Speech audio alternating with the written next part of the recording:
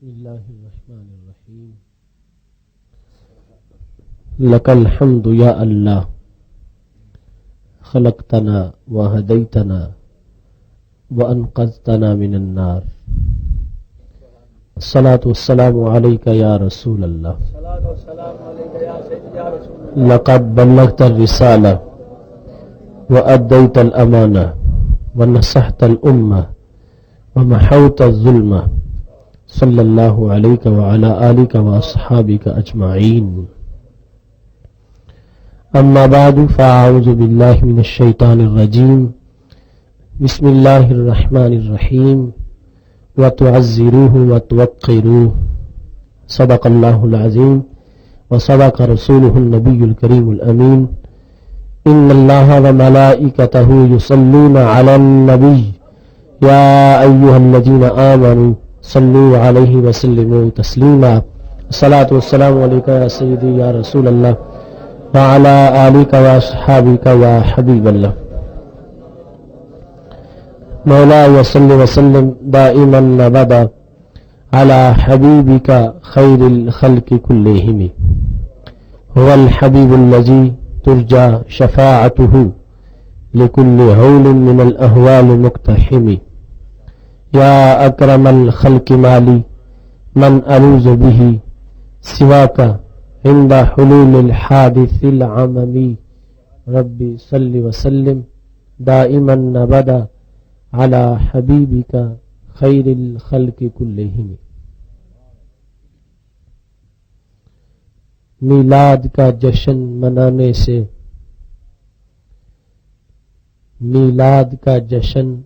منانے سے دل الفت سے بھر جاتا ہے. مسرور ہوائیں چلتی ہیں، ایمان کا علم لہراتا ہے. جب یاد میں ان کی اشکوں سے آنکھوں کے کٹورے بھرتے ہیں، جب یاد میں ان کی اشکوں سے آنکھوں کے کٹورے بھرتے ہیں، تب گنبد خضرا کی جانب دل عاشق کا جھک جاتا ہے. وہ پیدا ہوئے تو امت کی بخشش تھی پیش نظر ان کے. وہ پیدا ہوئے تو امت کی بخشش تھی پیش نظر ان کے. میلاد کا جشن منانے سے پھر منکر کیوں گھبراتا ہے؟ ہر ایک کو موت کی وادی میں بالآخر داخل ہونا ہے. ہر ایک کو موت کی وادی میں بالآخر داخل ہونا ہے. میں اس کے مقدر پہ صدقے جو طیبہ میں مر جاتا ہے. کب تیرے نگر کی گلیوں میں پلکوں پہ خاک سجاؤں گا. کب تیرے نگر کی گلیوں میں پلکوں پہ خاک سجاؤں گا. اس فکر مسلسل کا شعلہ آصف کو اب تڑپاتا ہے. اللہ تبارک و تعالی جل جلالہ وعم نوالہ واتم برہانہ وعظم شانہ کی حمد و ثنا اور حضور پر نور شافی یوم النشور محسن انسانیت اسوہ آدمیت قائد الانبیاء محبوب کبریا احمد مجتبی جناب محمد مصطفیٰ صلی اللہ علیہ وآلہ واصحابہ وبارک وسلم کے دربار گہر بار میں ہدیہ درود و سلام عرض کرنے کے بعد نہایت ہی محتشم علماء کرام اور عاشقان رسول صلی اللہ علیہ وسلم، رب ذوالجلال کے فضل اور توفیق سے آج انجمن عاشقان رسول صلی اللہ علیہ وسلم کے زیر اہتمام عظیم الشان محفل میلاد کا انعقاد کیا جا رہا ہے. میری دعا ہے خالق کائنات جل جلالہ محفل میلاد کی برکات سے سب کی جھولیوں کو معمور فرمائے اور اسی محفل کی برکت سے اس مسجد کو عروج عطا فرمائے اور اس کی تعمیر کے سامان مہیا فرمائے.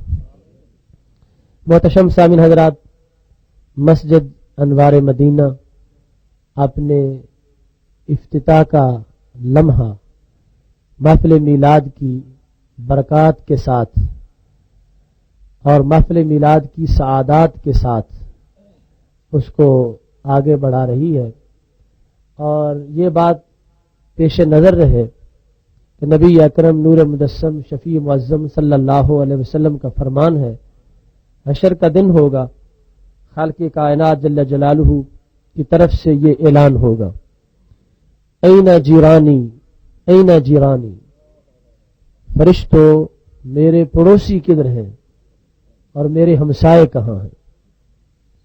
یہ اعلان مسلسل حشر میں گونج رہا ہوگا، تو فرشتے رب ذوالجلال سے عرض کریں گے، من ینبغی لہ ان یجاورک، اے اللہ بھلا تیرا کون پڑوسی ہو سکتا ہے؟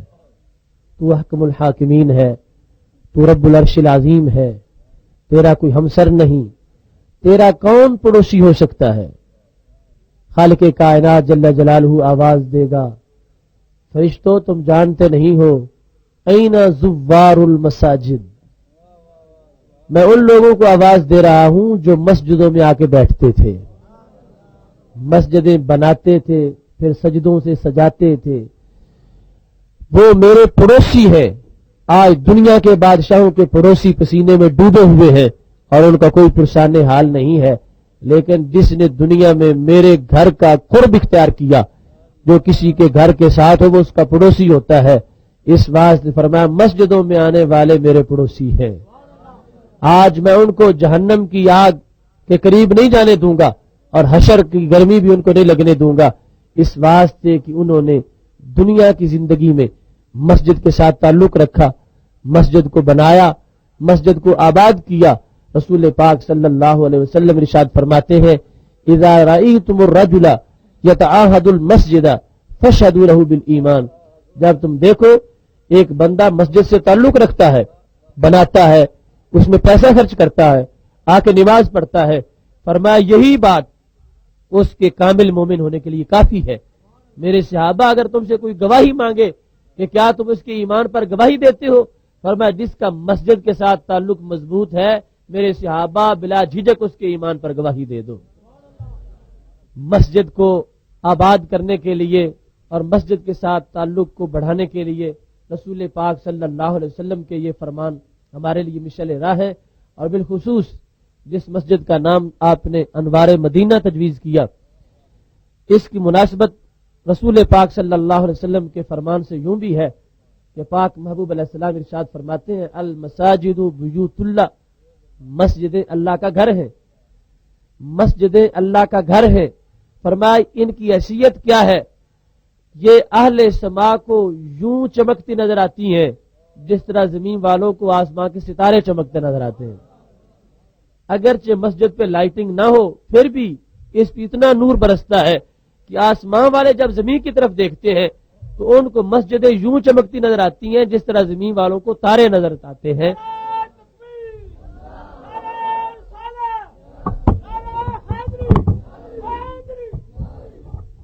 محتشم سامعین حضرات، میں نے آپ حضرات کے سامنے قرآن مجید برہان رشید کی جو آیت کریمہ تلاوت کی ہے، اس کے ضمن میں مختصر سے وقت میں آپ حضرات کے سامنے عقیدہ اہل سنت بیان کرنا چاہتا ہوں۔ میری دعا ہے خالق کائنات جل جلالہ ہم سب کو قرآن و سنت کا فہم عطا فرمائے اور قرآن و سنت کے ابلاغ و تبلیغ کی توفیق عطا فرمائے۔ آج اس بات کی شدید ضرورت ہے کہ وہ عقیدہ جو رسول پاک صلی اللہ علیہ وسلم نے اپنے صحابہ کو پڑھایا تھا، اس عقیدے سے لوگوں کو متعارف کروایا جائے۔ یہ پراپوگنڈے کا دور ہے، آج کنویں کو مینار اور مینار کو کنواں کہا جا رہا ہے۔ اس سلسلہ میں اہل سنت و جماعت پر یہ ذمہ داری عائد ہوتی ہے کہ قرآن و سنت میں جو عقیدہ ایسا ماڈل عقیدہ ہے جس کو نجات کا معیار قرار دیا گیا ہے، اس عقیدے کو لوگوں میں متعارف کروایا جائے تاکہ سادہ لو انسان جنہیں مختلف طریقوں سے گمراہ کیا جا رہا ہے ان کی رہنمائی ہو سکے۔ اور رسول پاک صلی اللہ علیہ وسلم کا فرمان ہے، لَن يَهْدِيَ اللَّهُ بِكَ رَجُلًا وَاحِدًا خَيْرٌ لَكَ مِنَ الدُّنْيَا وَمَا فِيهَا۔ فرمایا اگر تم نے کسی ایک بندے کو بھی گمراہ ہونے سے بچا لیا تو تمہارے لیے پوری دنیا سے وہ بہتر ہے۔ یعنی ایک طرف ہے پوری دنیا کی نعمتیں ساری کی ساری اللہ کے راستے میں خرچ کر دی جائے، اور دوسری طرف یہ ہے کہ ایک گمراہ بندے کو آپ راہ راست پہ لے آئیں، تو محبوب علیہ السلام فرماتے ہیں یہ نیکی پوری دنیا کے نیکی سے بڑی نیکی قرار پائے گی۔ اس واسطے اگرچہ آپ کافی وقت سے تشریف فرمائیں، لیکن میری گفتگو توجہ سے سننا اور اس کو صرف اپنے تک محفوظ نہ رکھنا، اس کو آگے پہنچانا، جہاں بیٹھتے ہو، جس تھڑے دکان پر، جس فیکٹری میں، دفتر میں، گاڑی میں، وہاں اس بات کا اعلان کرو اور اس خوشبو کو عام کرو۔ بدبو والے جہاں بیٹھتے ہیں وہ بدبو پھیلاتے ہیں، یوں لگتا ہے کہ جیسے ان کو کسی نے چابی دے کے چھوڑ دیا ہے، اور مسلسل بولتے جاتے ہیں۔ اور خوشبو والوں تم جہاں بیٹھتے ہو اپنی خوشبو پر ڈھکن دے کے پہرے لگا کے بیٹھتے ہو۔ یہ زمانہ ایسا ہے کہ خوشبو کو عام کر دو۔ خدا کی قسم جتنی خوشبو تمہارے عقیدے میں ہے، اگر تم اس کو ظاہر کر دو تو پوری دنیا کی آلودگیاں آج بھی ختم ہو سکتی ہیں۔ رسول پاک صلی اللہ علیہ وسلم کے بارے میں عقیدہ تعظیم، اس کا ہمیں اللہ نے حکم دیا ہے۔ کچھ فرائض ہم پر دن میں 5 مرتبہ ہیں، کچھ فرائض سال میں 1 مرتبہ ہیں، کچھ فرائض زندگی میں 1 مرتبہ ہیں، لیکن رسول پاک صلی اللہ علیہ وسلم کی محبت والا فرض وہ ہے جو ہم پر ہر سانس میں فرض ہے۔ اگر ایک لمحہ بھی کسی مومن کا نبی اکرم صلی اللہ علیہ وسلم کی نسبت کے بغیر گزر گیا، وہ لمحہ کفر کا لمحہ ہوگا۔ نبی اکرم نور مجسم شفیع معظم صلی اللہ علیہ وسلم کی ذات کے ساتھ مربوط رہتے ہوئے ہر سانس میں ان کا جو مشن ہے اور ان کا دیا ہوا جو دین ہے اس کے ساتھ اپنے آپ کو قائم رکھنے کے لحاظ سے بندہ مومن رہتا ہے۔ اگر ایک لمحہ کے لیے بھی اس بارگاہ سے یا اپنا رشتہ توڑ لے کہ میرا ان سے کوئی تعلق نہیں ہے، یا اس کی زبان سے کوئی ایسا لفظ نکل جائے جس سے گستاخی ہوتی ہو، تو پھر اس کا ایمان اور دین سے کوئی تعلق نہیں رہتا۔ عشق رسول صلی اللہ علیہ وسلم اور محبت رسول صلی اللہ علیہ وسلم اور تعظیم نبی صلی اللہ علیہ وسلم یہ ایسا فرض ہے جو زندگی میں 1 بار نہیں، سال میں 1 بار نہیں، اور مہینے میں 1 بار نہیں، ہفتے میں 1 بار نہیں، گھنٹے میں 1 بار نہیں، بلکہ جتنی انسان کی سانسیں ہیں اتنی مرتبہ یہ انسان پہ فرض ہو چکا ہے۔ خالق کائنات جل جلالہ نے قرآن مجید برہان رشید میں فرمایا ہے وَتُعَزِّرُوهُ وَتُوَقِّرُوهُ، اے مومنو تم نبی اکرم صلی اللہ علیہ وسلم کی تعظیم بھی کرو، توقیر بھی کرو، ادب بھی کرو، احترام بھی کرو۔ کتنا ادب ہو، کتنا احترام ہو، اگر میں اپنی طرف سے بیان کروں، ہو سکتا ہے تھوڑا بیان کروں، ہو سکتا ہے غلو کر جاؤں کہ اتنا نہیں چاہیے تھا، لوگ کہیں تم نے بڑھا کے بیان کر دیا، لیکن آئیے ہم ان کا عقیدہ تعظیم لیتے ہیں کہ جن میں نہ کمی ہے نہ اضافہ ہے، جن کے عقیدے پر صداقت کی مہر رب کے عرش نے لگائی ہے، اور جن کے عقیدے کو اللہ کی وحی نے ماڈل عقیدہ قرار دیا ہے۔ فَإِنْ آمَنُوا بِمِثْلِ مَا آمَنْتُمْ بِهِ فَقَدِ اهْتَدَوْا، وہ صحابہ کا جو عقیدہ ہے محبوب علیہ السلام کی ذات کے بارے میں، ہم اس عقیدے کو پڑھ لیتے ہیں اور زمانے کو دعوت فکر دیتے ہیں کہ جس کا عقیدہ اس عقیدے کی طرح کا ہے وہ خدا کا شکر ادا کرے کہ سرکار جو نور لے کے آئے تھے وہ آج بھی اس کے سینے میں موجود ہے، اور جس کا عقیدہ وہ نہیں ہے وقت ہے آج وہ اپنے عقیدے کا قبلہ صحیح کر لے، آج لے ان کی پناہ، آج مدد مانگ ان سے، کل نہ مانیں گے قیامت کو اگر مان گیا۔ وہ عقیدہ بخاری شریف میں اس کی وضاحت کی گئی۔ رسول پاک صلی اللہ علیہ وسلم حدیبیہ کے مقام پہ تشریف فرما ہے، قریش کے ساتھ مذاکرات ہو رہے ہیں۔ قریش کا سفیر جس کا نام عروہ بن مسعود ہے وہ مذاکرات کے لیے آیا ہوا ہے۔ صحابہ کرام علیہم رضوان بیٹھے ہیں، عروہ بن مسعود نے باتیں نوٹ کی کہ یہ اپنے نبی کو کتنا بڑا سمجھتے ہیں، کہ اپنے جیسے ہی سمجھتے ہیں یا ان کے قدموں سے لگنے والی خاک جیسا بھی کسی کو نہیں سمجھتے۔ عروہ بن مسعود کافی دیر تک وہاں موجود رہا اور پھر واپس مکہ شریف پہنچا۔ مکہ شریف جا کے اس نے صحابہ کرام علیہم رضوان کا عقیدہ جو محسوس کیا تھا اس کا بیان کیا۔ اب یہ لفظ کتنے حقیقت پر مبنی ہے اس کا اندازہ اس بات سے لگائیے کہ یہ بیان کسی محب کا نہیں کہ وہ بڑھا کے بیان کر رہا ہو، کسی معتقد کا نہیں، یہ جان کے دشمن عروہ بن مسعود کا بیان ہے، جو مسلمانوں کا، رسول پاک صلی اللہ علیہ وسلم کا دشمن ہے، مشرک ہے، بت پرست ہے، لیکن حق کو جب اس نے دیکھا تو حق کی تاثیر اس کے دل میں بھی ہو گئی، اور عروہ بن مسعود انہوں نے محسوس کر لیا کہ واقعی یہ لوگ جو پیغمبر کو مانتے ہیں تو یہ اس طرح مانتے ہیں کہ کائنات میں اور کوئی اس کی مثال نہیں ملتی۔ میرے بھائیوں، صحیح بخاری شریف میں یہ بات موجود ہے کہ عروہ بن مسعود نے قریش مکہ سے یہ کہا، وفدت علی الملوک وفدت علی کیسر و کسریٰ والنجاشی، اے لوگو میں بڑے بڑے بادشاہوں کے پاس گیا ہوں، میں کیسر کے پاس بھی گیا تھا، کسریٰ کے پاس بھی گیا تھا، نجاشی کے پاس بھی گیا تھا، واللہ ان رأیت ملک یعظم اصحابہ ما یعظم اصحاب محمد صلی اللہ علیہ وسلم، خدا کی قسم ہے میں نے پوری دنیا چھان ڈالی ہے، بڑے بڑے تاجوروں کے کاشانے میں نے دیکھے ہیں اور دنیا کے بڑے بڑے سپر پاور بادشاہ میں نے دیکھے ہیں، مگر خدا کی قسم اٹھا کے کہتا ہوں، مشرک ہونے کے باوجود رب کے نام کی قسم اٹھا کے عروہ بن مسعود نے یہ کہا، اے قریش میری آنکھ نے آج تک وہ منظر کہیں نہیں دیکھا تھا جو حدیبیہ میں دیکھ کے آیا ہوں، نہ وہ چمک مجھے کیسر کے دربار میں نظر آئی ہے، نہ رونق وہ مجھے کسریٰ کے پاس نظر آئی ہے، اور نہ وہ پیار مجھے نجاشی کے دربار میں نظر آیا ہے، جو کچھ میں نے حدیبیہ میں دیکھا۔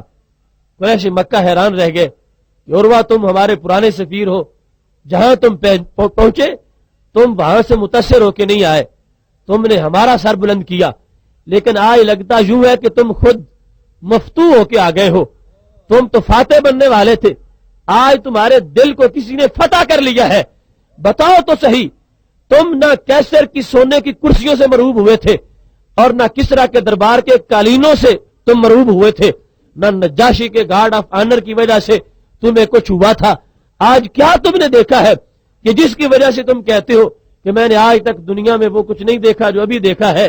وہ کیا چیز ہے؟ یہ تو فقیر لوگ بیٹھے تھے حدیبیہ میں، ان کے پیاس تمہیں کیا چمک نظر آئی ہے؟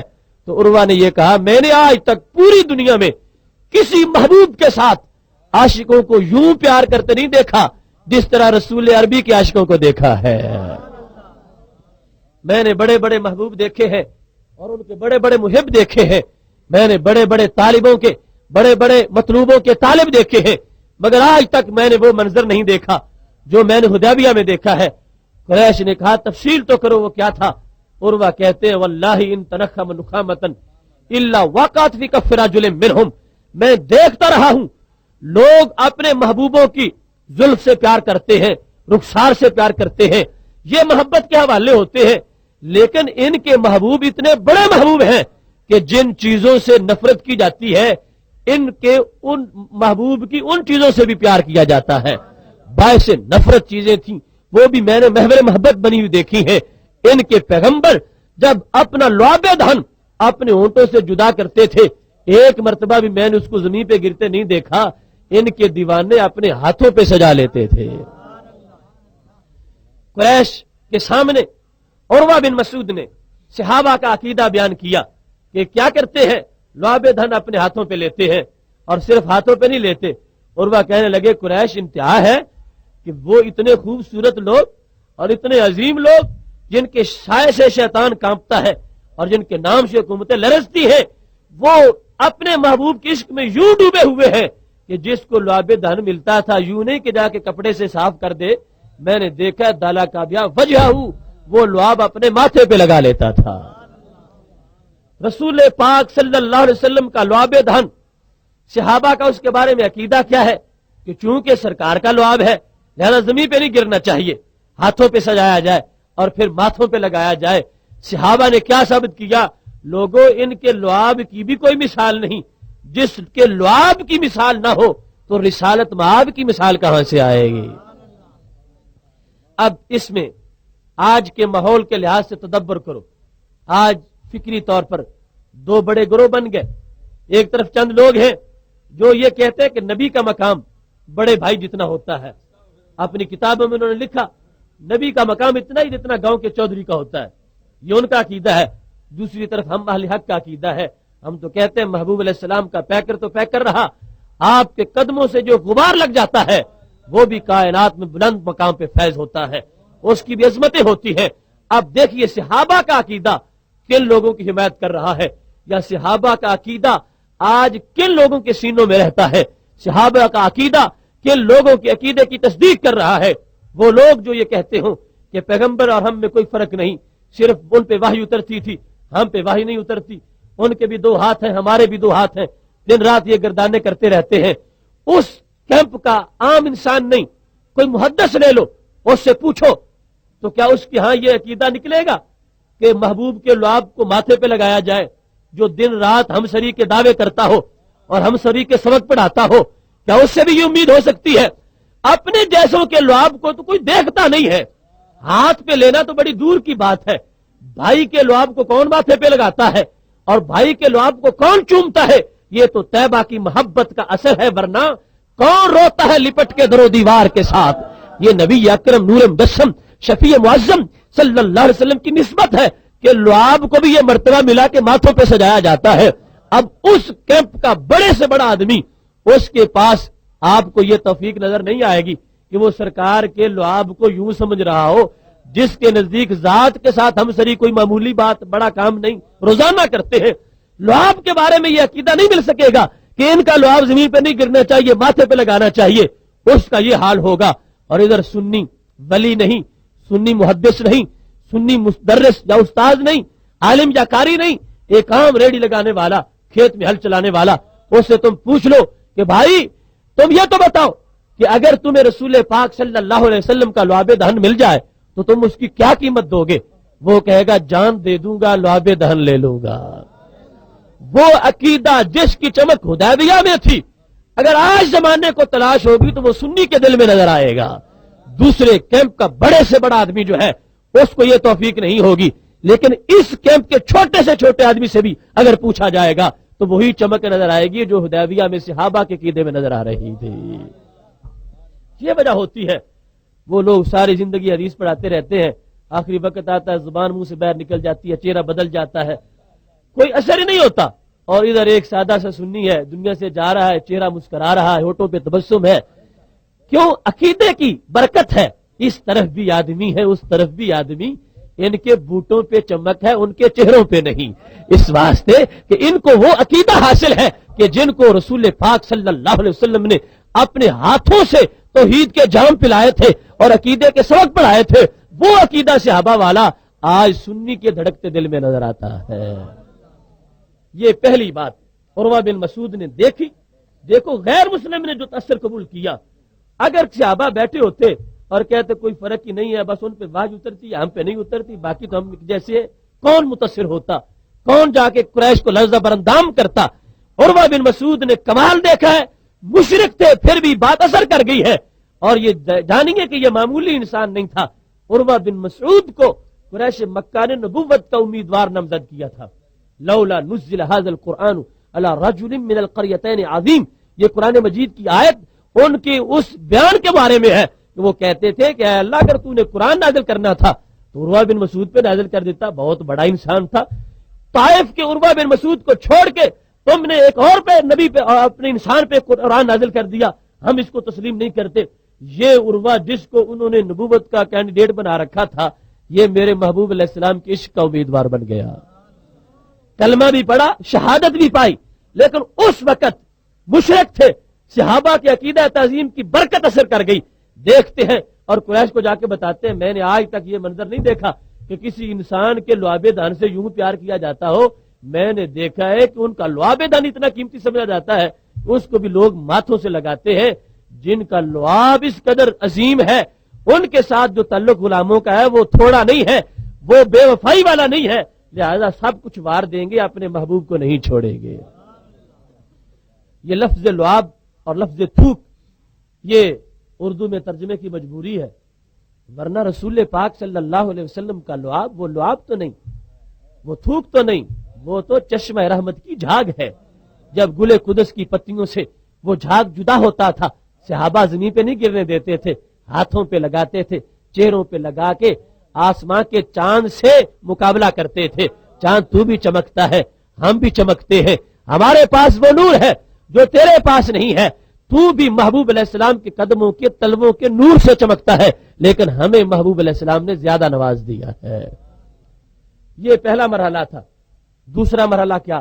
عروہ بن مسعود کہنے لگے، قریش یہ لعاب دہن تو پھر بھی بات کچھ سمجھ میں آتی ہے کہ محبوب علیہ السلام جو ان کے نبی ہیں ان کے پیکر سے پیدا ہوا تھا، لیکن وہ تو اتنی تعظیم کرتے ہیں، پانی مشکیزے میں پڑا ہوا تھا، اسے کوئی پوچھتا ہی نہیں تھا، اسے کوئی چومتا ہی نہیں تھا، وہی پانی جس وقت ان کے نبی علیہ السلام نے وضو کے لیے استعمال کیا تو پھر اس پانی کا قطرہ بھی زمین پہ نہیں گرنے دیتے تھے۔ بخاری شریف ہے، بخاری شریف، کادو یقتتلون علی وضوئہ، قریب ہے کہ وضو کے پانی پہ جھگڑ پڑے، ویسے جھگڑے ہی نہیں کرتے، اتنا اشار ہے کہ زمانے میں مثال نہیں ہے، آخری سانس نکل رہی ہو، پانی کا پیالہ آ جائے تو کہتے ہیں میرے دوسرے بھائی کو دے دو، اتنا اشار کرتے ہیں، مگر تبرک نبوی کی باری آئے تو پھر بالکل اشار نہیں کرتے۔ حضرت ابن عباس رضی اللہ تعالیٰ عنہ سرکار کے دائیں طرف بیٹھے تھے، سیدنا صدیق اکبر رضی اللہ تعالیٰ عنہ بائیں طرف بیٹھے تھے، محبوب علیہ السلام نے پانی پیا، جو بچا تو چاہا کہ یہ تبرک میں سیدنا صدیق اکبر رضی اللہ تعالیٰ عنہ کو دے دوں، لیکن اپنی عدالت کا فیصلہ تھا کہ پہلے حق دائیں والے کا ہے۔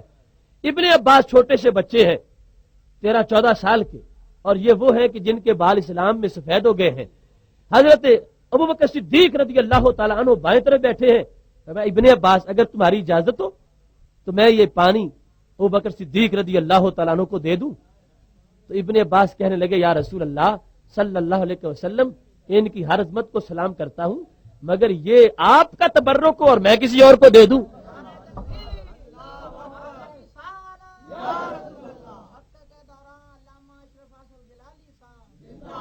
اگر اس پانی کی کوئی حیثیت نہ ہوتی تو اتنے اس کے لیے اہتمام کیوں ہوتے، پوچھا کیوں جاتا، اور پھر اتنی بڑی بات ابن عباس کہہ دیتے کہ باقی سب کچھ دیتا ہوں مگر یہ نہیں دیتا۔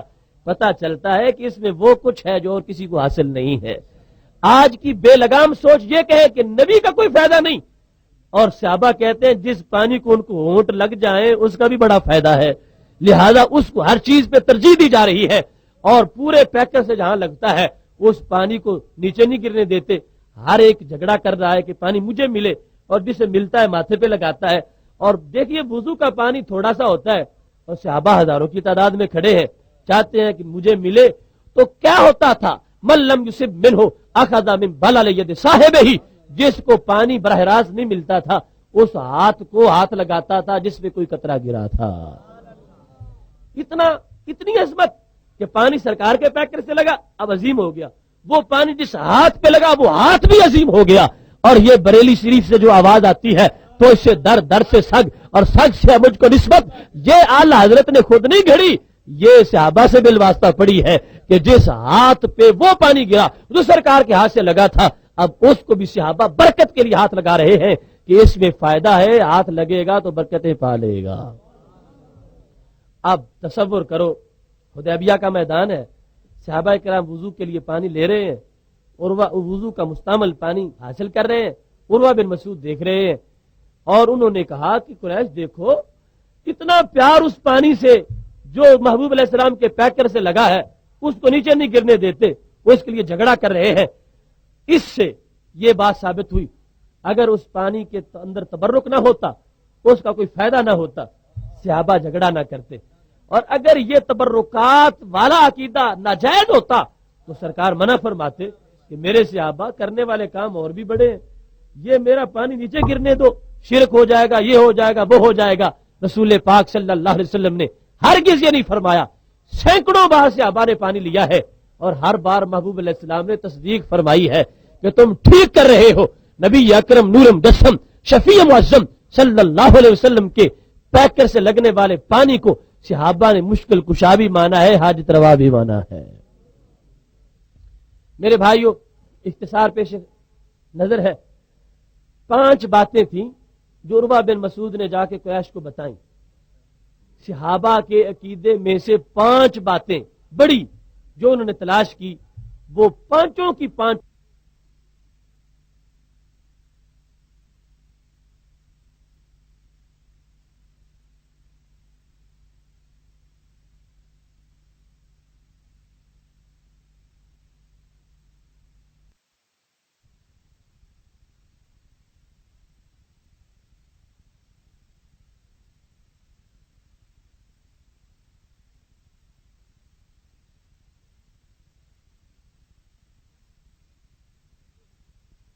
کرتے ہیں اذا امر فابتدروا امرہ کہ ان کے پیغمبر جب حکم فرمائیں تو سارے تیار ہو جاتے ہیں، یوں نہیں کہ ہاتھ تو چومے کام کی باری آ تو بھاگ جائیں، سارے وفا کے پیکر ہیں، سارے اطاعت والے ہیں۔ اذا تکلم خفضوا اصواتهم جس وقت ان کے نبی گفتگو فرماتے ہیں سارے اپنی آوازیں پست کر لیتے ہیں، وہ تو بات کے مقابلے میں بات بھی نہیں لاتے، چے جائے کہ ذات کے مقابلے میں اپنی ذات اٹھا کے لے آئے، اس قدر احترام کرتے ہیں، اتنا احترام کرتے ہیں، وہ بولے تو یہ اپنی آوازوں کو پست کر لیتے ہیں۔ اور پانچویں بات کیا تھی؟ ما یحدون الیہ النظر تعظیما لہ، میں نے ان کو دیکھا ہے کہ آنکھ کے ساتھ دیکھنے میں بھی ادب کرتے ہیں، بے ادبی سے نہیں دیکھتے۔ یہ بڑی لطیف بات ہے، کس طرح کہ ان میں سے کوئی پوری آنکھ کھول کے دیکھنے کی کوشش نہیں کرتا کہ کہیں تیز نظر سے گستاخی نہ ہو جائے، ساری آنکھیں جھکا کے تھوڑا تھوڑا دیکھتے ہیں اور دیکھنے میں بھی اس بارگاہ کی تعظیم کرتے ہیں۔ عروہ بن مسعود نے یہ 5 باتیں بیان کی، اب ان میں بہت بڑی بڑی باتیں چھوڑ دی ہیں جو یقیناً بڑی تھیں، لازمی تھیں۔ صحابہ کرام علیہم رضوان ان دنوں میں نماز با جماعت پڑھتے تھے، تکبیر اولیٰ میں شریک ہوتے تھے، تہجد بھی پڑھتے تھے، تلاوت قرآن بھی کرتے تھے۔ عروہ بن مسعود نے جا کے قریش کو یہ کیوں نہیں بتایا؟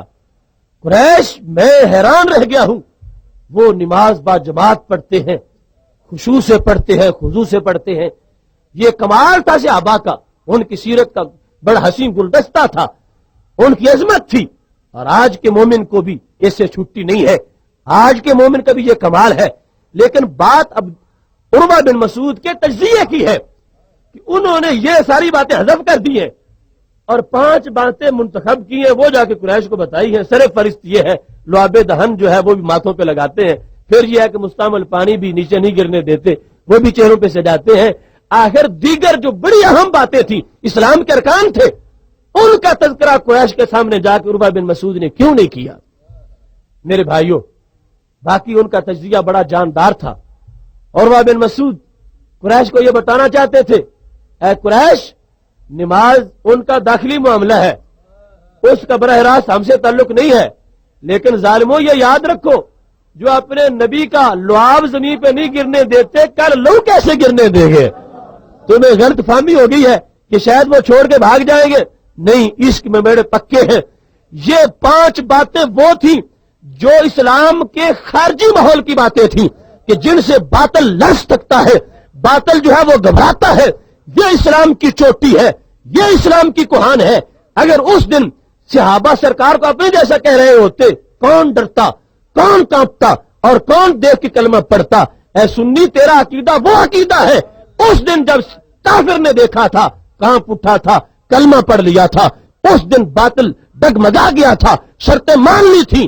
آج بھی عالم اسلام کی چوٹی پر اگر اس عقیدے کا جھنڈا لہرایا جائے گا، دوسرے دن امریکہ قدموں میں پڑ جائے گا۔ ان چیزوں کو دیکھا تو کافر گھبرا گئے کہ ہم سمجھتے تھے شاید کسی بادشاہ کے سپاہی ہیں، کچھ باقی رہیں گے، کچھ بھاگ جائیں گے، کچھ مر جائیں گے، کچھ چلے جائیں گے۔ عروہ بن مسعود نے کہا نہیں، سپاہی نہیں، وہ دیوانے ہیں، اور دیوانے بھی اس طرح کے کہ مثال میں نے آج تک نہیں دیکھی۔ ان کو بے وفا نہ سمجھنا، میں نے ان کی ایک ایک سانس سے یہ خوشبو لی ہے۔ وہ کہہ رہے تھے شراب عشق احمد میں کچھ ایسی کیف و مستی ہے کہ جان دے کر بھی 1-2 بوند مل جائے تو سستی ہے، لہذا وہ سب کچھ قربان کر دیں گے اور اپنے محبوب کی محبت سے دستبردار نہیں ہوں گے۔ یہ عقیدہ صحابہ کرام علیہم رضوان کا جو عقیدہ ہے، آج اللہ کے فضل سے اہل سنت میں موجود ہے کہ نبی اکرم نور مجسم شفیع معظم صلی اللہ علیہ وسلم کا پیکر تو پیکر رہا، آپ کی طرف جس چیز کی نسبت ہوتی ہے اس کی بھی تعظیم ہم پہ لازم ہو جاتی ہے۔ فلک کو اس بلندی پر بھی وہ عظمت نہیں حاصل، جبین خاک سے پوچھو مقام نقش پاک کیا ہے، جہاں سرکار قدم رکھ دے وہ زمین اتنی اونچی ہو جاتی ہے کہ اتنا آسمان بھی اونچا نہیں ہے، اس واسطے کہ وہاں سرکار کے تلوے آگے ہیں۔ تو جس محبوب علیہ السلام کے تلووں میں اتنی بلندیاں ہیں، ان کی چوٹی کا عالم کیا ہوگا؟ محتشم سامعین حضرات، نبی اکرم نور مجسم شفیع معظم صلی اللہ علیہ وسلم کا دینا، سرکار کا نوازنا، سرکار کی نسبت سے چیزوں کا معظم ہو جانا، یہ صرف مختصر سی گفتگو آپ کے سامنے پیش کر رہا ہوں، اور اس ذمہ داری کے ساتھ صرف آج نہیں، اللہ کے فضل سے اپنے آخری سانس تک اس پر پہرا دوں گا، اور جہاں کوئی چاہے گا، جس جگہ بھی، صرف پاکستان میں نہیں پوری دنیا میں یہ اعلان کر رہا ہوں، اللہ کے فضل سے سر کے بل چل کے جا کے اس عقیدے کو ثابت کروں گا، کیونکہ یہ وہ عقیدہ ہے جو کائنات کا نجات دہندہ عقیدہ ہے۔ پوری کائنات کے اندر اس کا مضمون بکھرا پڑا ہے، ہر ذرے میں غور کرو گے تو وہ نعرہ لگائے گا کہ سنی عقیدہ سچا ہے۔ صحیح مسلم میں حدیث شریف موجود ہے، نبی اکرم نور مجسم شفیع معظم صلی اللہ علیہ وسلم کس انداز سے نوازتے ہیں؟ سرکار کا ہاتھ کا نوازنا، سرکار کا بول کے نوازنا، یہ تو بڑی دور کی باتیں ہیں۔ اگر یہ محبوب علیہ السلام چپ بیٹھے ہوں تو پھر بھی اتنی مشکل کشائی کرتے ہیں جتنے کروڑوں بازو مل کے بھی کام نہیں کر سکتے۔ حضرت ابو رافع رضی اللہ تعالیٰ عنہ کا قول سنیے، ابو داؤد شریف میں موجود ہے، کہتے میں بت پرست تھا، مشرک تھا، مشرکوں کا غلام تھا، مجھے قریش نے ایک سندیشہ دے کے بھیجا تھا کہ جاؤ تم رسول پاک صلی اللہ علیہ وسلم کے پاس یہ پیغام دے کے جواب لے آؤ۔ کہتے میں آنے کے لیے جا رہا تھا، لیکن جب میں پہنچا تو کیا ہوا؟ لما رأیتہ، جب میں نے پہلی بار انہیں دیکھا، ابھی میں نے کوئی تقریر نہیں سنی، قرآن کی آیات نہیں سنی، حرف سوز نہیں سنا، کلمہ تاثیر نہیں سنا، ابھی میں نے درختوں کو جھکتے نہیں دیکھا، سورج کو لوٹتے نہیں دیکھا، چاند کو ٹکڑے ہوتے نہیں دیکھا، پتھروں کو کلمہ پڑھتے نہیں دیکھا، یہ سب کچھ وہاں ہوتا تھا۔ میں نے کیا دیکھا؟ مجھے کس چیز نے جہنم سے نکال کے جنت کا وارث بنایا؟ کہتے لما رأیتہ، جب میں نے ان کا رخ زیبا دیکھا، اس کی تجلی سے کیا ہوا؟ القیا فی قلبی الاسلام، میرا دل اسلام سے بھر دیا گیا۔ کفر سے بڑا کوئی مرض نہیں اور ایمان سے بڑی کوئی شفا نہیں۔ کفر کا مریض جہنم کا اسیر ہوتا ہے، ایمان کا وارث فردوس کے بالا خانوں کا مکین ہوتا ہے۔ سرکار چپ بیٹھے ہیں اور چہرے کی چمک جو ہے، ایک تجلی جو جاتی ہے وہ ذروں کو اتنا اونچا لے جاتی ہے۔ ابو رافع جہنم کے قیدی تھے، مشرک تھے، بت پرست تھے، جہنمی تھے، سرکار کی ایک تجلی نے اتنی مشکل کشائی کی، کفر کے تالے توڑ کے اللہ کے ساتھ ان کو ملا دیا۔ جن کا خاموش چہرہ اتنی مشکل کشائی کر رہا ہو، جب ابر رحمت برسنا شروع ہو جائے تو حالم کیا ہوگا؟ محبوب علیہ السلام کا ہاتھ ہلے تو کیا ہوتا ہے؟ صحیح بخاری شریف میں موجود ہے، یاد رکھنا، قرآن و سنت کا پورا مواد وہ اہل سنت کی تائید کرتا ہے۔ جہاں کہیں کسی کو سمجھ نہیں آتی وہاں پیچھے عظمتوں کے کئی گلستان ہوتے ہیں، اور اللہ کے فضل سے ہر چیز ہمارے اسلاف کی برکتوں سے بالکل واضح ہے۔ آپ دیکھیے رسول پاک صلی اللہ علیہ وسلم جماعت کرا رہے ہیں، نماز پڑھتے پڑھتے آگے بڑھے، ہاتھ اونچا کیا، پھر نیچے کر لیا، پھر قدم پیچھے ہٹائے، جب سلام پھرا تو صحابہ کرام علیہم الرضوان نے عرض کیا یا رسول اللہ صلی اللہ علیہ وسلم، یہ عمل جو ہے پہلے نماز میں نہیں تھا، آج ہوا ہے، اس کی کوئی حکمت ہوگی، آپ وہ ارشاد فرما دیں۔ صحابہ نے یہ نہیں کہا کہ یا رسول اللہ آپ کو معاذ اللہ نماز پڑھنے میں غلطی ہو گئی ہے، بھول ہو گئی ہے، یہ آپ نے کیا کر دیا ہے، ایسا کرنا نہیں چاہیے تھا، اس طرح تو نماز ٹوٹ جاتی ہے۔ اگر آج کے کچھ موحدوں جیسا جو بزاحم خیش موحد بنے ہوئے ہیں وہاں کوئی منظر ہوتا تو ایسی باتیں ہوتی، لیکن صحابہ کرام علیہم الرضوان جانتے ہیں کہ نماز انہی کی اداؤں کا نام ہے، جو یہ کرے وہی نماز ہے۔ عبادت نام ہے تیری گلی میں آنے جانے کا، تصور میں تیرے رہنا ریاضت اس کو کہتے ہیں۔ یا رسول اللہ صلی اللہ علیہ وسلم خدا کی نماز آپ پڑھ رہے تھے تو ہاتھ اوپر کیا، نیچے کیا، پیچھے ہٹے، کیا وجہ تھی؟ فرمایا تناولت انقودا من الجنت، میرے صحابہ میرا ہاتھ جنت کے باغ تک پہنچ چکا تھا۔ وہ لوگ جو سرکار کے ساتھ ہمسری کرتے ہیں، ان کے بھی دو ہاتھ، ہمارے بھی دو ہاتھ، ان کے بھی دو قدم، ہمارے بھی دو قدم، انہیں یہ خبر نہیں ہے ہم زمین پہ کھڑے ہوں تو زمین پہ ہی ہوتے ہیں، پیکر نبی وہ ہے، قدم زمین پہ ہوتے ہیں، ہاتھ خلد بری میں ہوتے ہیں۔ قد مبارک اتنا اونچا ہے، زمین پہ کھڑے ہو کر زمین سے آسمان تک 500 سال کی مسافت ہے، اور پھر آسمان کے اندر 500 سال کی مسافت ہے، پھر پہلے آسمان سے دوسرے آسمان تک 500 سال کی مسافت ہے، 7 آسمانوں کے اوپر جنت ہے، پھر جنت کی بلندی میں باغ ہے، اور باغ کے درخت کی بلندی میں پھل ہے. یہ محبوب علیہ السلام، ان کا قد مبارک اتنا اونچا ہے، کھڑے ہوئے مدینہ شریف میں ہے مگر ہاتھ جنت کے باغوں میں پہنچ چکا ہے. میں مجنون لیلا کی بات نہیں کر رہا، صحیح بخاری شریف رسول پاک صلی اللہ علیہ وسلم کا فرمان پیش کر رہا ہوں. فرمایا میرا ہاتھ پہنچ چکا تھا. یہ صحابہ کا عقیدہ ہے.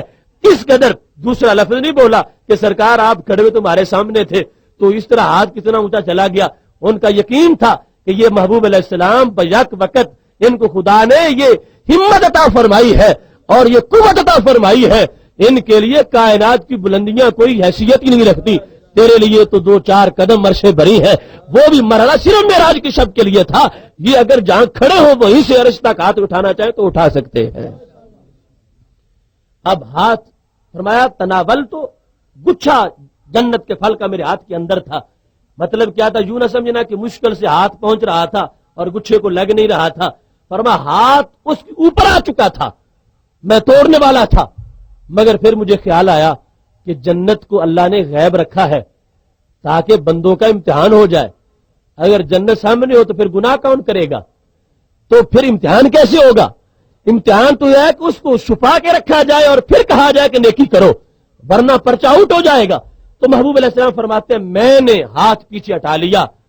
میرے موضوع کی بات اس وقت یہ ہے کہ محبوب علیہ السلام ارشاد فرماتے ہیں میرے سے آبا ویسے یاد رکھنا میں نے توڑا نہیں گچھا، اگر میں توڑ لیتا تو کتنا بڑا تھا. فرمایا لَأَكَلْتُم مِّنْهُ مَا بَقِيَتِ الدُّنْيَا، میں اگر گچھا توڑ لیتا ساری انسانیت قیامت تک کھاتی رہتی پھر بھی گچھا ختم نہ ہوتا. مَا بَقِيَتِ الدُّنْيَا صحیح بخاری شریف ہے. جس ہاتھ کے ایک گچھے کا عالم یہ ہے اس پیغمبر کے پورے خزانوں کا حال کیا ہوگا. اور اس ہاتھ کی وسعت کتنی ہے. گچھا ہاتھ اندر آیا ہوا، ہاتھ اس کے اوپر ہے، ہاتھ نے احاطہ کر رکھا گچھے کا. تو جس ہاتھ کے اندر آنے والا ایک گچھا اتنا بڑا ہے کہ قیامت تک کی انسانیت کے لیے کافی ہے، تو خدا نے کتنی وسعتیں اس ہاتھ کو عطا فرمائی ہے. مالک کونین ہیں گو پاس کچھ رکھتے نہیں، 2 جہاں کی نعمتیں ہیں ان کے خالی ہاتھ میں، سارے جہاں کی نعمتیں ہاتھ میں آئی ہوئی ہیں. تو محبوب علیہ الصلوۃ والسلام کا ہاتھ سے دینا، اس کے ایک میں نے صرف آپ کے سامنے جھلک پیش کی. میرے بھائیو یہ تو پھر ہاتھ کا حرکت کرنا یہ تو بڑا دور کا معاملہ ہے. میرے محبوب علیہ السلام کا پیکر تو پیکر رہا، جو اس پیکر سے چیز لگی وہ بھی مشکل کشا بنی، حاجت روا بنی. صحیح مسلم شریف میں یہ حدیث شریف موجود ہے. حضرت اسماء بنت ابی بکر رضی اللہ تعالی عنہ روایت کرتی ہے اور یہ بیان کرو لوگوں تک اس بات کو پہنچاؤ کہ جو لوگ بھول میں ہیں آپ کے کہنے سے اگر ان کو ہوش آ جائے گا تو کتنی بڑی آپ کے لیے نیکی ہوگی. پیچھے پڑ جاؤ لوگوں کے، ان کو محض شیطان نے اغوا کر رکھا ہے. اب صحابہ کا عقیدہ ہم پیش کر رہے ہیں. صحیح مسلم ہے، اسماء بنت ابی بکر رضی اللہ تعالی عنہ روایت کرتی ہیں. یاد رکھنا اسماء وہ صحابیہ ہیں، ابھی صرف 16 اشخاص نے کلمہ پڑھا تھا، 17ویں نمبر پہ انہوں نے کلمہ پڑھ لیا تھا. یہ 16 کے بعد 17واں نمبر ان کا ہے. اسماء بنت ابی بکر وہ صحابیہ ہیں جو خود صحابیہ ہیں، جن کے ابا جی صحابی ہیں، جن کے دادا جی صحابی ہیں، جن کے شوہر نامدار صحابی ہیں، جن کے بھائی بھی صحابی ہیں، جن کے بیٹے بھی صحابی ہیں. وہ اسماء بنت ابی بکر، ان کے پاس ایک کپڑا تھا، کہتی ہیں حاضر ہی جبۃ رسول اللہ صلی اللہ علیہ وسلم. لوگوں یہ کپڑا عام نہیں، یہ میرے محبوب علیہ السلام کا جبہ ہے. ان دھاگوں کو عام نہ سمجھنا، یہ ویسے تو عام اون کے دھاگے ہیں لیکن سرکار کے پیکر سے لگے ہیں. یہ میری ہمشیرہ سید عائشہ رضی اللہ تعالی عنہا کے پاس تھا، یہ جبہ میں نے لے لیا. اس کا فائدہ کیا ہے میرے بھائیوں؟ ایمان کے کانوں سے سننا. اسماء بنت ابی بکر سارے صحابہ کا عقیدہ بیان کرتی ہے، کہتی ہے نحنو نغسلھا للمرضى نستشفی بھا، ہم نے یہ جبہ سنبھال کے رکھا ہوا ہے. یہ کام کیا کرتا ہے؟ فرماتی ہیں جب ہم میں سے کوئی بیمار ہو جائے ہم جبے کو دھو کے پانی نچوڑ کے پی لے، شفا مل جاتی ہے. نحنو ہم، صرف میرا عقیدہ نہیں سارے صحابہ کا عقیدہ ہے. نغسلھا ہم اس جبے کو دھوتے ہیں، للمرضى مردہ مریض کی جمع ہے، مریضوں کے لیے دھوتے ہیں. نستشفی بہا شفا چاہتے ہیں. کیا صحابہ کو یہ پتا نہیں تھا کہ شفا خدا دیتا ہے؟ کیوں جبے کو دھو رہے تھے؟ کیوں نچوڑ رہے تھے؟ क्यों पानी पी रहे थे? एक दो मर्तबा की बात नहीं, बार बार ये काम किया है। क्या इन्हें मुशरिक कहा जाएगा? माज़अल्लाह, नहीं नहीं, इनसे बड़ा तौहीद परस्त कौन हो सकता है? जिनकी एक एक सांस ने दुनिया में सजदों के बीज बोए हैं, जिनकी चमकती तलवारों ने दुनिया के कोने कोने पर तौहीद के झंडे लहराए हैं, वो सरकार के जुब्बे को जो पानी लगने वाला है उस पानी के बारे में यह अकीदा रखते हैं, इससे बीमारियां दूर होती हैं। मरीज मुश्किल में था, मुश्किल कुशाई किसने की? सरकार के जुब्बे के पानी ने की। जिस पैगंबर के बदन के साथ लगने वाले कपड़े के साथ जो पानी लगे वो भी मुश्किल कुशा होता है, उनकी अपनी मुश्किल कुशाई का आलम क्या होगा?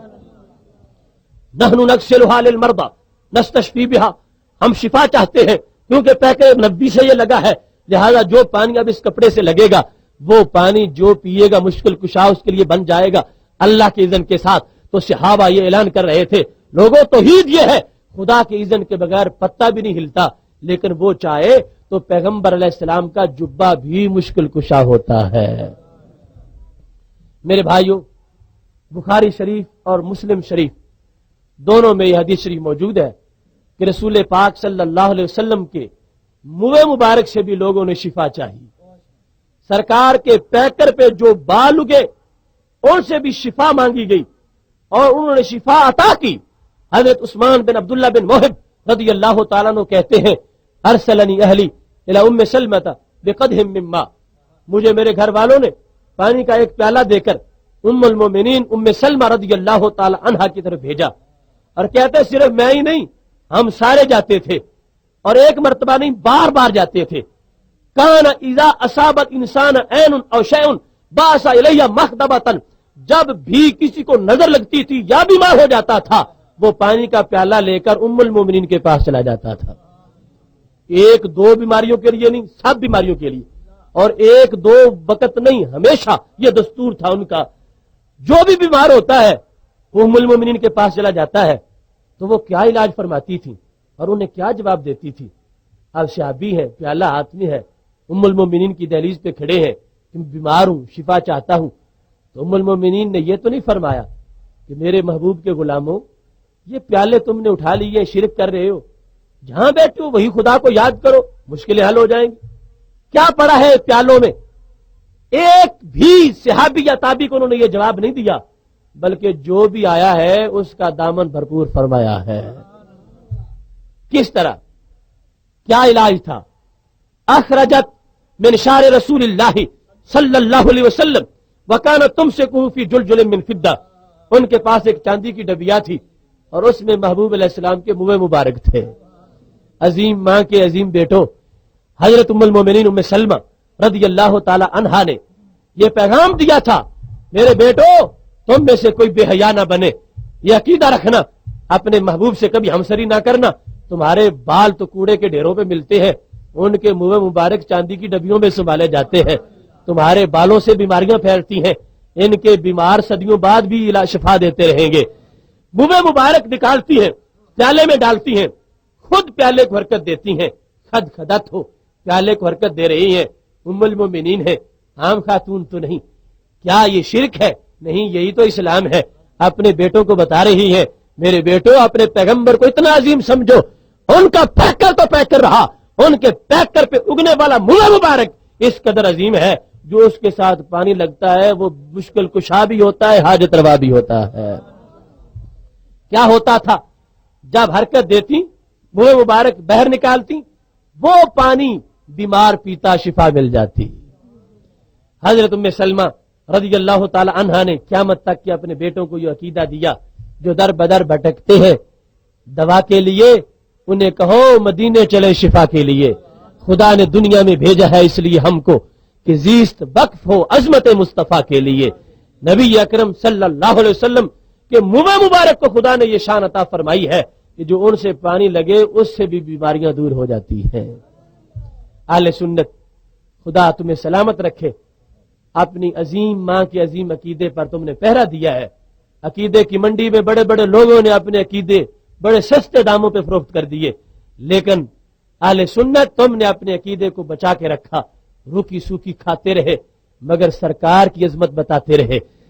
कोई आपके अकीदे को खरीद नहीं सका। یہ دنیا کی چمک تو عارضی چمک ہے، ہم اس پہ یقین نہیں رکھتے۔ میرے امام نے تو یہ کہا تھا، ماہ مدینہ اپنی تجلی عطا کرے، یہ ڈھلتی چاندنی تو پہر دوپہر کی ہے۔ یہ معمولی چاندنی ہے، اصل چاندنی مدینہ شریف کی چاندنی ہے۔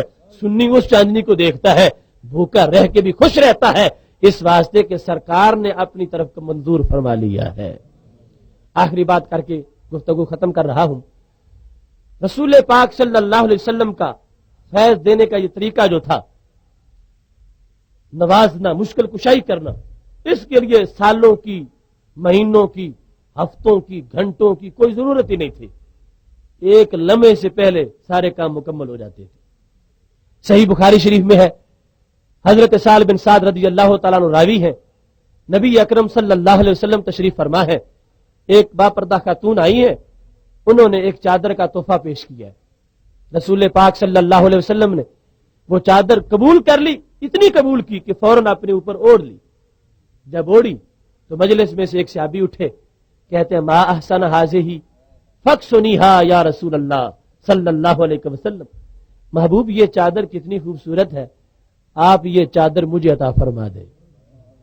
میرے کریم سے گر قطرہ کسی نے مانگا، دریا بہا دیے ہیں، دربے بہا دیے ہیں۔ یہ نہیں فرمایا کہ مجھے تو خود ضرورت ہے، فوراً چادر اتاری اور اپنے سائل کو عطا فرما دی۔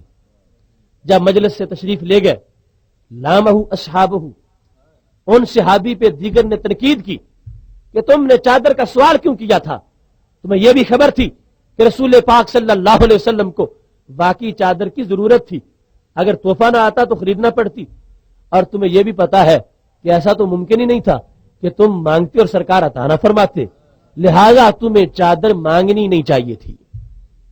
جب یہ بات سامنے آئی تو وہ سائل صحابی جو ہے، چادر مانگنے والے، وہ ان کا جواب کا انداز، مجھ سے پوچھو تو صحیح میرے بھائیوں، میں نے چادر کیوں مانگی ہے؟ اگر کسی چھوٹے مقصد کے لیے مانگی ہوتی تم اعتراض کرتے۔ تم سمجھتے ہو کہ میں یہ دھوپ سے بچنے کے لیے مانگ رہا ہوں؟ میرے بھائیوں، میں نے گرمی سے بچنے کے لیے نہیں، نارے جہنم سے بچنے کے لیے مانگی ہے۔ بخاری شریف میں لفظ سنیے، رجوت برکتہ، میں نے چادر برکت کے لیے مانگی ہے۔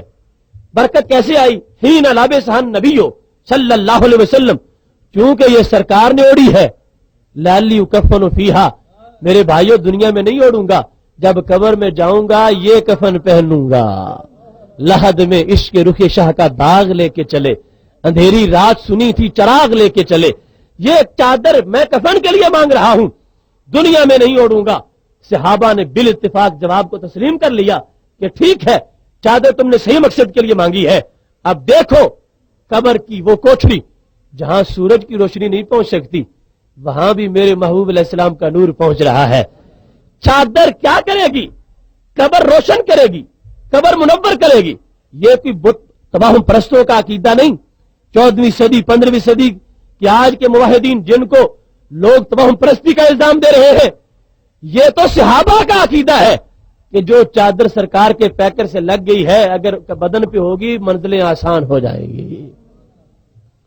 صرف ایک بات کی طرف توجہ دلاتے ہوئے بات ختم کر رہا ہوں، یہ چادر رسول پاک صلی اللہ علیہ وسلم کی جو جسے صحابہ نے مشکل کشا مانا، کیا میرے محبوب علیہ السلام نے 10 سال تک اوڑھی تھی، یا 1 سال تک اوڑھی تھی، یا 1 مہینے تک اوڑھی تھی، یا 1 ہفتے تک اوڑھی تھی، یا 1 دن تک اوڑھی تھی، یا 1 گھنٹے تک اوڑھی تھی؟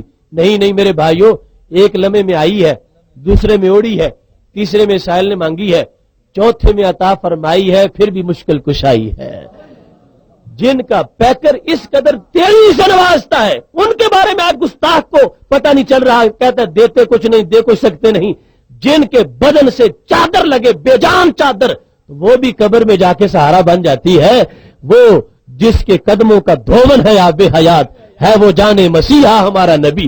اگر جبے کو ایسی برکتیں دے سکتے ہیں، چادر کو ایسی برکتیں دے سکتے ہیں، خود ان کے پیکر کی کتنی بڑی برکتیں ہوں گی۔ لہذا سنی آج بھی اس عقیدے پہ قائم ہے جو عقیدہ صفہ پہ پڑھایا گیا تھا، مسجد نبوی شریف میں سمجھایا گیا تھا، جو غار حرا کی روشنی ہے، جو فاق حجاز کا پیغام ہے، آج بھی سنی اس عقیدے پہ قائم ہے۔ اور خدا کی قسم ہے اتنی چمک سورج میں نہیں جتنی اس سنی عقیدے میں ہے، اور اتنی خوشبو گلاب میں نہیں جتنی سنی کے اعتقاد میں ہے، اور اتنی مٹھاس شہد میں نہیں جتنی سنی کے عقیدے میں ہے، اور اتنی رنگینیاں کہکشاں میں نہیں جتنی خدا نے سنی کے عقیدے کو عطا فرمائی ہے۔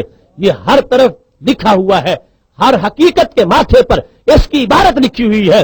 چمکتا سورج بھی اس کا اعلان کر رہا ہے، اور چمکتا چاند بھی اس کا پیغام دے رہا ہے، موجوں کی روانی بھی اسی کا نغمہ گا رہی ہے، ہواؤں کا بھی یہی پیغام ہے، زمین کے ذرات بھی یہی کہتے ہیں، اور آسمان کے تارے بھی یہی کہتے ہیں۔ صرف چند لوگ ہیں انسانوں میں سے جو بھولے ہوئے ہیں، باقی پوری کائنات اسی عقیدے کا اعلان کر رہی ہے۔ اس واسطے میرا یہ اعلان ہے، میں ببانگ دہل کہتا ہوں، یہ زمین بھی سنی ہے، وہ آسمان بھی سنی ہے، جلوائے خورشید سنی، کہکشاں بھی سنی ہے، قطرہ شبنم بھی سنی، باغباں بھی سنی ہے، لفظ کی تاثیر سنی، داستان بھی سنی ہے، مایہ ملت بھی سنی، نگہباں بھی سنی ہے۔ اہل سنت کے جیالو باندھ لو گر تم کمر، نظر آئے گا تمہیں سارا جہاں ہی سنی ہے۔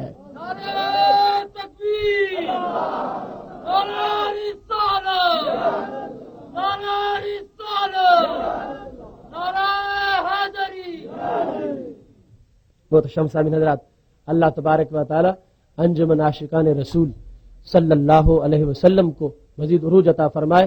مجھے آگے ایک پروگرام پہ جانا ہے، آپ جس طرح پیچھے پروگرام چلایا جائے گا اس میں شریک رہیں۔